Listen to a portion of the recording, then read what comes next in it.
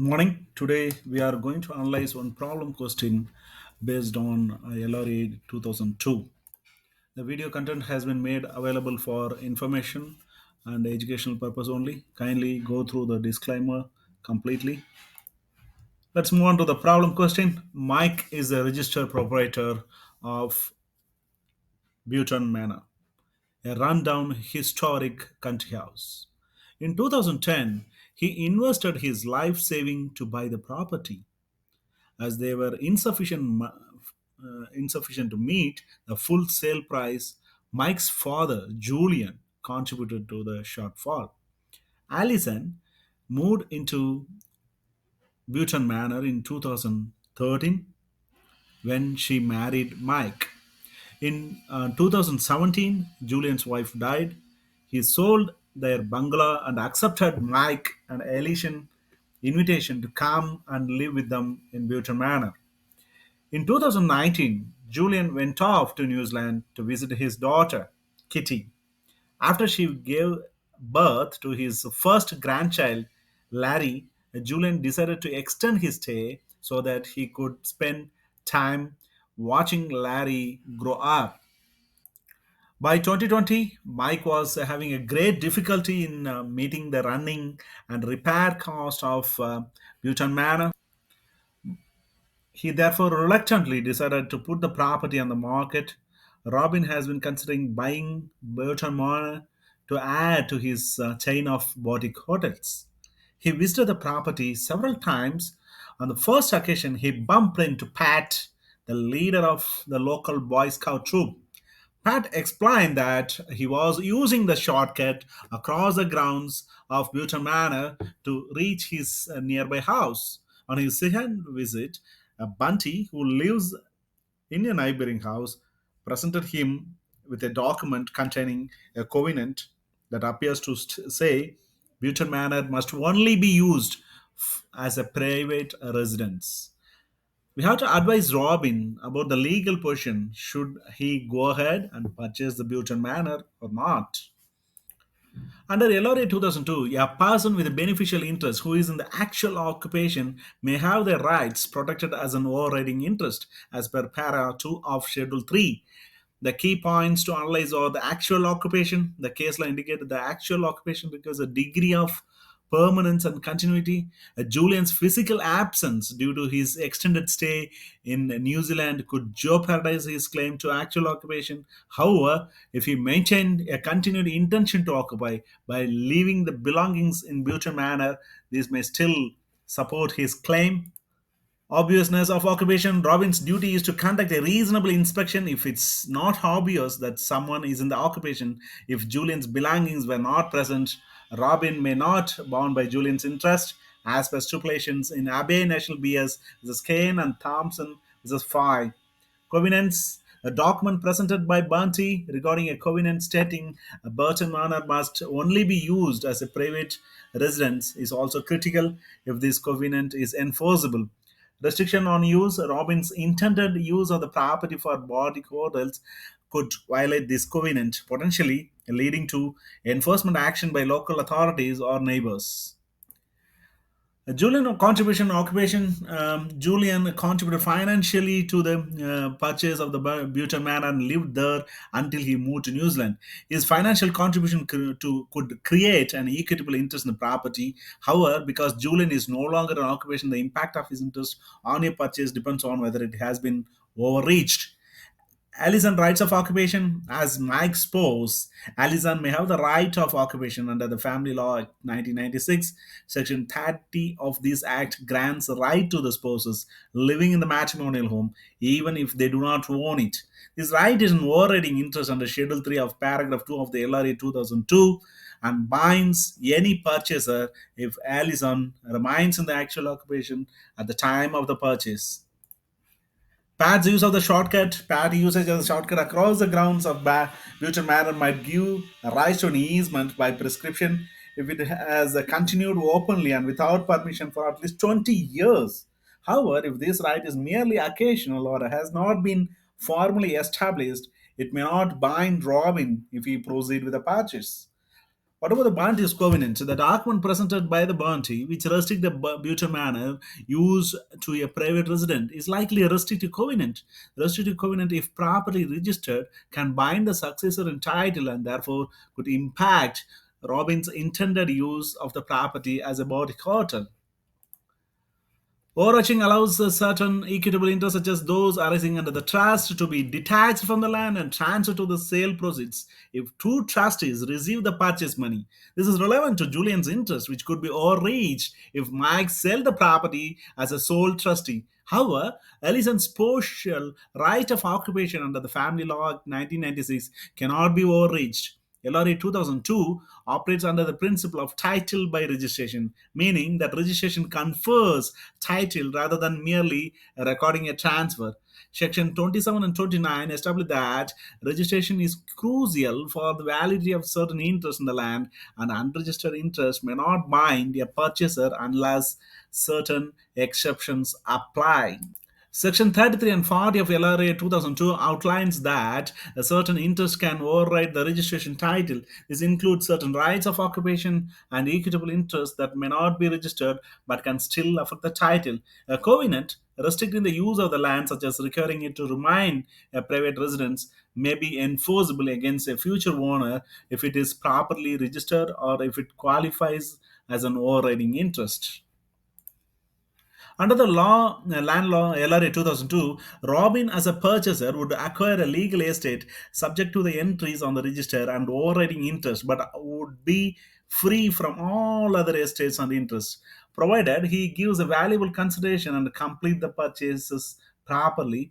The mirror principle indicates that the register should reflect all material facts, but it is essential to note that overriding interest can exist that may not be registered yet still bind the purchaser.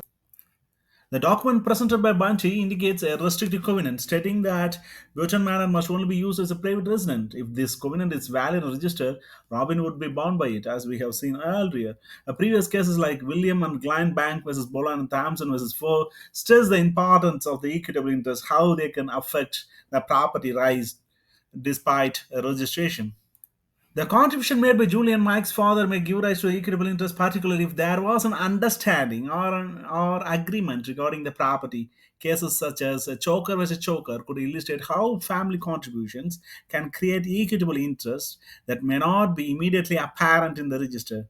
A Family Law Act 1996 can also come into play, especially regarding the rights of family members living in the property. If Allison has any rights as a spouse, those could complicate Robin's purchase. Conduct due diligence. Robin should thoroughly inspect the land register to confirm the existence of the covenant and any other potential encumbrances or overriding interest. Understanding the implication of the covenant is crucial. If it is indeed valid and enforceable, Robin may need to consider whether there are grounds to negotiate its removal or whether he can find a way to work around it. If Robbins purchases Butcher Manor without resolving the covenant issue, he may face the financial losses if he cannot operate it as intended. He should weigh the potential return on investment against the risk posed by their existing legal constraints. Ownership and the title. Mike is a registered proprietor of Buter Manor, which indicates he holds the legal title. However, the contribution made by Julian may suggest an equitable interest, particularly if there was an understanding that he would have a stake in the property. Covenant from Bunty. The document presented by Bunty indicates a covenant that restricts Burton Manor use to a private residence. If this covenant is registered, it would bind Robin upon purchase, potentially preventing him from using the property as a boutique hotel. A notice of use. Robin's interaction with Pat, who uses a shortcut across the grounds, may constitute a constructive notice. If Robin knew or should have known about the covenant and its implications, he could be bound by it. Financial difficulties. Mike's financial struggles and decision to sell may not affect the legal obligation tied to the property, but could influence Robin's negotiation power. Overriding interest under the LRA 2002, actual occupation under Section 29, Schedule 3 provisions of LRA 2002, rights of the individual in actual occupation can override the rights of a bona fide purchaser. Since Julian is living in the Bhutan manor, his interest as an resident could potentially be an overriding interest if he has a right concerning the land and he is in the actual occupation and no enquiry was made about his interest. The Family Law Act 1996, additionally, under the Family Law Act, the spouses have the rights concerning the family home, though these rights typically need to be registered to bind the third parties. However, Julian's presence and any potential beneficial interest from Mike could also be relevant. A covenant limiting the use of a Bhutan manor to a private residence could affect Robin's plan to convert it into a boutique hotel. If the covenant is enforceable, it could restrict the intended commercial use, making the property less desirable. Mike is a registered proprietor of Bhutan Manor, meaning he holds a legal title to the property. According to Section 27.2 of LPA 1925, a legal estate in the land must be transferred by deed, or for the transfer to be effective, it must be registered. So, this is crucial for Robin. He must ensure that he acquires a good title free from any encumbrances or the third party rights. A registered title. Mike is a registered proprietor of Butamana, which means that his title should reflect all the interest in the property. The register is intended to provide a complete and accurate representation of ownership and interest. During the Robin's visit, he encountered Banti, who presented a document indicating that the Butan Manor must only be used as private residence. This document likely contains a restricted covenant, which is an interest that can bind the land even if not registered. Under LRA 2002, the Schedule 3 outlines certain interests that may override the registration, but covenant must be carefully considered. Schedule 3 of LRA 2002, this schedule limits the interest that can bind a purchaser without registration. Notably, only the certain interests that are obvious, known, or have been exercised recently may override. A restrictive covenant, if not registered, may still bind Robin if it meets the criteria for overriding interest, especially if he had a notice of it through his interactions with Bunty. Was present with the document suggesting a covenant restricting the use of Bhutan manor to a private residence. Under the LRH Land Charges Act 1972, a restrictive covenant cannot be classified as a land charge that must be registered to be enforceable against a purchaser. If the covenant is not registered, it may void against a bona fide purchaser for the value without notice, as seen in Williams and Glyn's Bank versus Bolon case. If Robin purchases the Bhutan manor and the covenant is not registered, he may not bound by it. Julian contributed financially to the purchase of the Burton Manor, but it is not registered proprietor if there are any equitable interests, such as beneficial interests, held by Julian or his wife. They may be overreachable if certain conditions are met. According to Section 27.2 of LPA 1925, a payment must be made to at least two trustees to achieving the overarching. However, Julian's interest may not have been formalized as trust, potentially complicating the matters. In Abbey National BS versus Kane, the House of Love emphasized the importance of the registered title protection against the unregistered interest, which could apply here if Julian has an unregistered beneficial interest. During his visit to Bhutan Manor, Robin encountered individuals, Pat and Banty, who may have an actual notice of certain rights, such as shortcut used by the Pat under the doctrine of notice. A purchaser is bound by interest they have actual constructive or imputed notice of. The principle is illustrated by Choker versus Choker case, where a purchaser was bound by an interest due to the actual notice. If Julian were to return and assert the right to reside in Bhutan Manor, the Robin could face complications. The right of the family members living the property might be relevant under the Family Law Act 1996, particularly if Julian has a beneficial interest, he may have the rights that could affect Robin's ownership. The shortcut used by Pat may imply a perspective easement, which can be established if the use has been continuous and without permission for a certain period. In City of London BS was a flag, the court affirmed that such rights could bind a purchaser even if they were not registered. Covenant implication. The covenant indicating that Bhutan Manor must be used solely as a private residence poses a significant obstacle for Robin. If valid, it restricts the internal commercial use, like making the property less appealing for his hotel chain. A family interest, given that Julian contributed financially and lived in the property, he may have an equitable interest in Bhutan Manor. If he has not protected these interests through registration or restriction on the title, he might not bind Robin Robin if he purchases the property without the notice. If Julian's occupancy is established, it may constitute an overriding interest under paragraph 2 of Schedule 3 of LRA 2002. This could bind Robin unless he can demonstrate compliance with overarching principles, specifically if a restriction is not in place. If Robin purchases a Button Manor without addressing the covenant or ensuring that Julian rights are properly managed, he risks acquiring a property that cannot be used as intended and leading to a potential financial loss.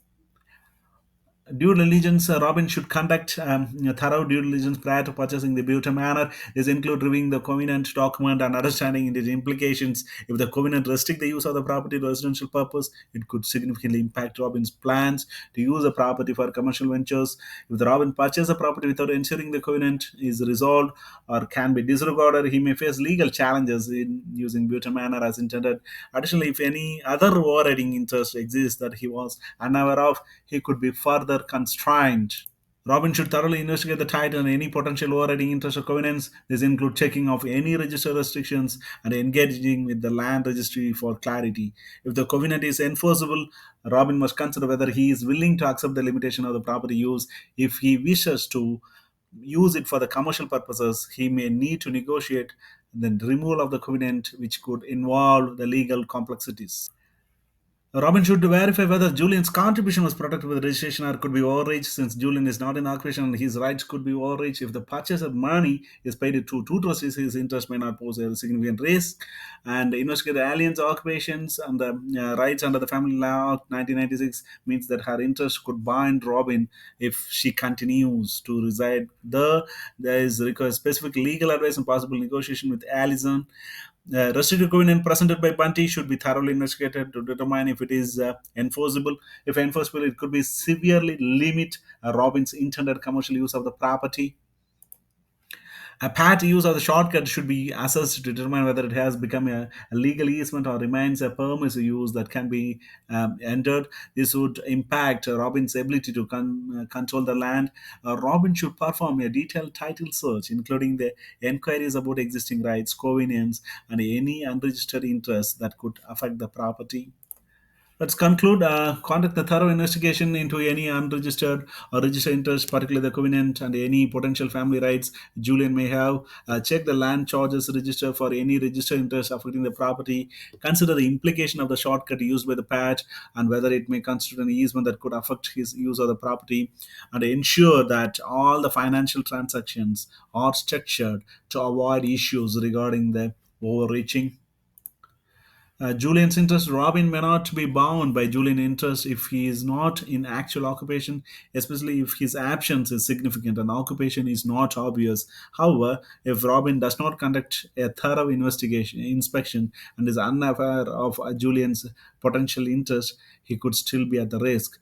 Covenant enforcement, the covenant restricting the use of the Button Manor as a private residence poses a significant barrier to Robin's plan. He should seek to clarify the covenant's enforceability before proceeding with the purchase. Thank you.